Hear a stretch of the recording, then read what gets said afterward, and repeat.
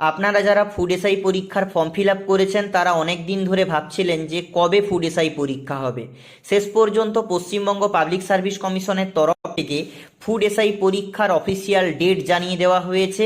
আপনারা নিশ্চয়ই সবাই জেনে গিয়েছেন আগামী 16 এবং 17ই মার্চ শনিবার এবং রবিবার দুদিন ফুড এসআইয়ের পরীক্ষা হবে।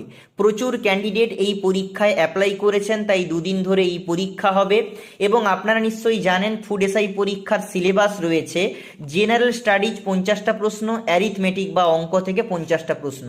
এবং দেখুন এক্সাম বাংলা পাবলিকেশনের ফুড এসআই গাইডেন্স গুরু বইটিতে ফুড এসআই পরীক্ষার নতুন সিলেবাস অনুযায়ী প্রত্যেকটা টপিক কভার করা রয়েছে।